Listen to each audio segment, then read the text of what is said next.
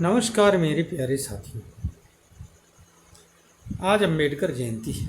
बाबा साहब भीमराव अम्बेडकर का जन्मदिन। बहुत सारी बातें इनके विषय में बताई गई होंगी और सुनी गई होंगी।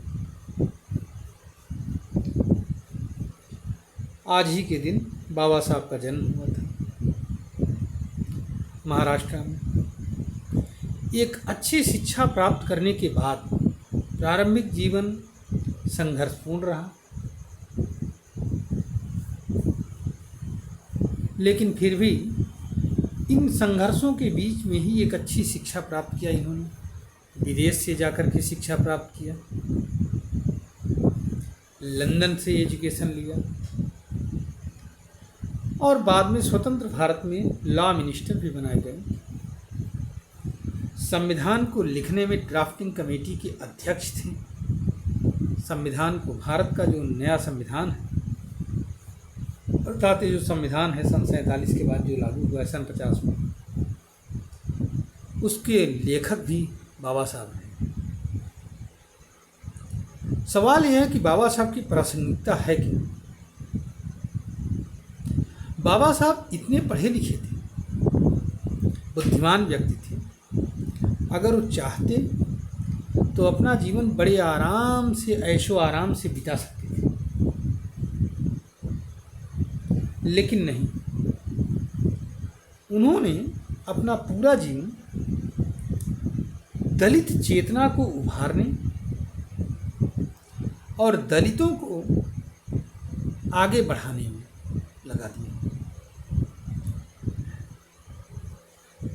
और दलित ही नहीं, आज हम जिस अर्थ में दलित शब्द को लेते हैं वो बड़ा नैरो अर्थ है। किसी ज़माने में अंग्रेज़ों का जब पीरियड था तो उस समय लगभग भारतीय दलित ही था। अब ये बात अलग है, चलो ठीक है। और अम्बेडकर ने हर उस व्यक्ति को उभारने का काम किया मेरे दृष्टि में जिसकी मानसिकता दलित थी, उसका वर्ण चाहे जो रहा। इस दृष्टि से अम्बेडकर पूजनीय हो जाते हैं। और आज के परिप्रेक्ष्य में अगर हम देखें, जो लोग अम्बेडकर के नाम पर राजनीति करते हैं या अम्बेडकर के नाम की रोटियां पकाकर खा रहे हैं, क्या वो वास्तव में दलित चेतना के समर्थक हैं?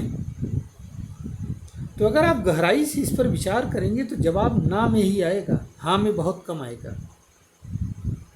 क्यों?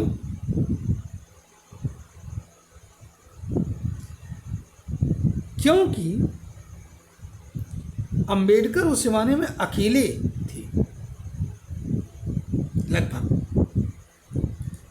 जिन्होंने पूरे देश में ही नहीं पूरे विश्व में दलित चेतना के केंद्र बिंदु बनकर के उभरे,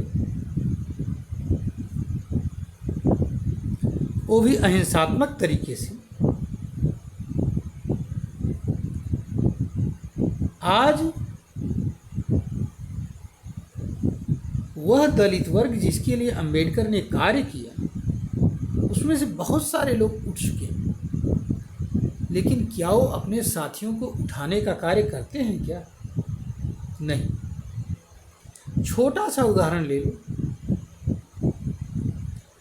पता नहीं कितने अधिकारी दलित हैं, क्या किसी ने सोचा कि वे दलितों का ही कल्याण करें?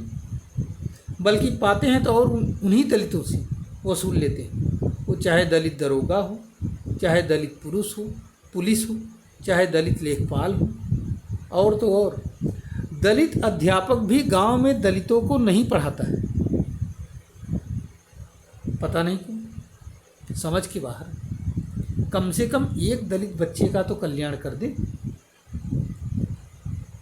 इसका मतलब क्या निकला कि हम अंबेडकर के नाम पर राजनीति तो बहुत कर लेते हैं, बड़ी अच्छी अच्छी बातें करते हैं, लिखते हैं, सोचते नहीं हैं, लिखते हैं, सिर्फ कहते हैं, लेकिन क्या वास्तव में हम दलित चेतना के पक्षधर हैं?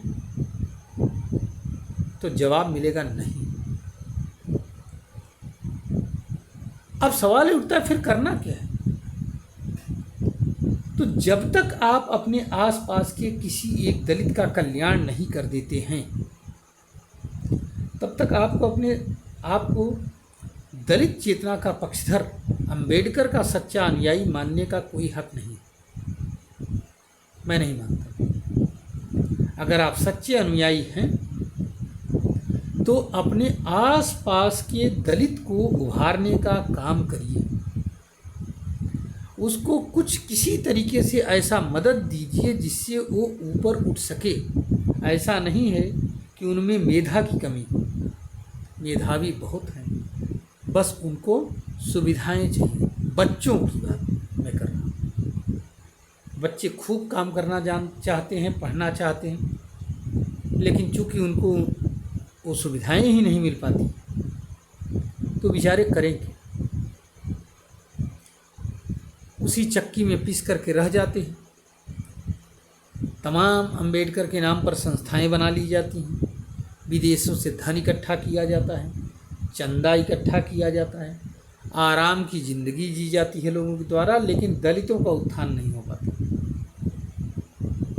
क्यों?